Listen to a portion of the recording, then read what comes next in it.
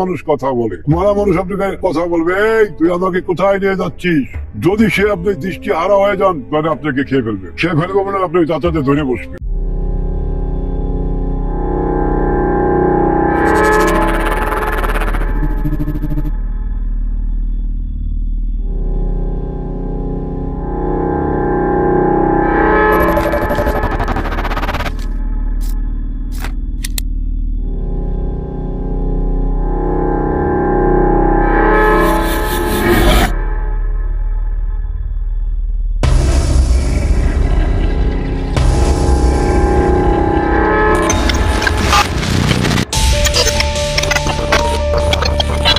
মানুষ কথা বলে, তা বাস্তব যদি কোনো লোক যায় না থাকে সে বিশ্বাস করবে, অজানা কোনো লোক বিশ্বাস করবে না যে মরা মানুষ কথা বলে। মরা মানুষ আপনাকে কথা বলবে, এই তুই আমাকে কোথায় নিয়ে যাচ্ছিস?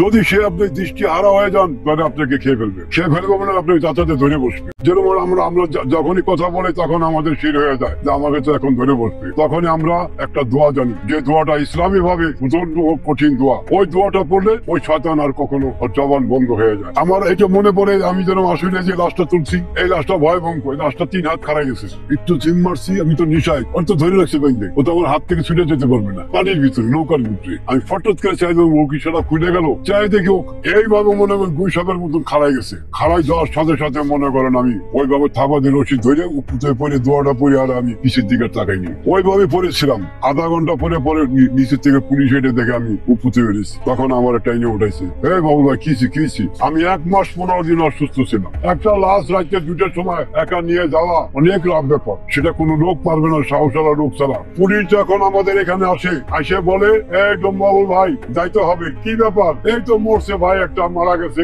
আমরা যাই দেখি এখন ওই অবস্থায় পড়ে আছে জঙ্গলের ভিতরে, হাত পাও বান্ধা, কেউ মুখ দিয়ে গলা বান্ধা, গলা বান্ধা মনে করেন ফাঁস দিয়ে মারছে, মেরে তাকে পাড়ায় মাথায় আঘাত আছে। আমরা সম্পূর্ণ বডিটা চেক আপ করি, ওই লাশটা সম্পূর্ণ চেক আপ করা হয় এবং সে মুসলমান না হিন্দু তার স্তলিঙ্গটা আমরা টেনে বাই করি। আমরা বুঝি যখন কাপড়টা খুলে ফেলি, তার পেন থাকলে পেনের চেনটা খুলে দেখি সে কি মুসলমান না হিন্দু। যখন খবর আসে কোন লাশ আমরা সন্ধান করেও তুলি, কোন লাশ রাইতে হয়ে যায়, কোনটা দিনও হয়। এইভাবে 3 টাইম পুলিশ সন্ধান যখন পাবে, আবার কিছু সন্ধান আমরা রাতে 2টার দিকে পাই। আবার এই পাকুড়ে একটা কলের এখানে তাকে সেফটি ট্যাঙ্কির ভিতরে চাপা দিয়ে রাখছে, সেটা 2 মাস হয়ে গেছে। সে লাশটা সম্পূর্ণ মাংস খুলে গেছে কিন্তু তার পেটটা ভাষ্য হয় না।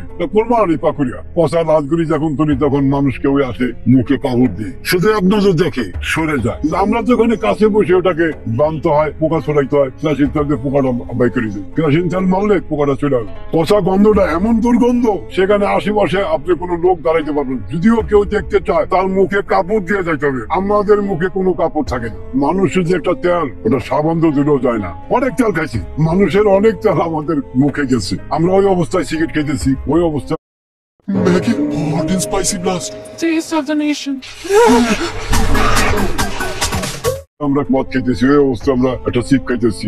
ধরে মানুষের গন্ধ যদি কোনো লোকের নাকে একবার প্রবেশ করে, সে যদি গন্ধটা না রাখতে পারে, যদি ভিতরে ঢুকে যায়, সে শুকায় মারা যাবে লোকটা। সে লোক ভয়ঙ্কর ভয় পাবে, আর ভয় পাবে সে আস্তে আস্তে শুকিয়ে যাবে। এতটা ভয়ঙ্কর জিনিস মানুষ পচা লাজুটা আমরা বেঁধে ফেলতাম পলিথিন দিয়ে বেঁধে আমরা এরপর একটা কাপড় দিয়ে পেঁচে সুন্দর করে। আপনার এখন একটা ব্যাগ আসছে বিদেশ থেকে, আপনি পিএম ব্যাগটা দিয়ে, ওই ব্যাগটা চেন সিস্টেম, ব্যাগটার ভিতরে ঢুকাই দিলে বাইরে কোনো বাতাস ঢুকবে না, কোনো গন্ধটা আসবে না, বাইরে যাইতে পারবে না। পচা লাশটা ওটা তো খুলে যায়, ওটা তো ধরলে মনে হয় মাংসটা পড়ে যায়, ওটা উঠাইতে অনেক কষ্ট হয়। যত আমরা একটা পলিথিন বিছাই দিলাম, দিয়ে এই লাশটা 2জনে ধরলাম, একলা তো পারা যায় না। 2জনে ধরে ধাক্কা দিয়ে ওই পাশে নিলাম, নিয়ে পলিথিন দিয়ে এটাকে বাঁধ দিলাম। যেখানে এটা বাঁধ দিলাম, নিচে একটা বাঁধ, মাথায় একটা বাঁধ, 3টা বাঁধ দিলে আর গন্ধ যাবে না।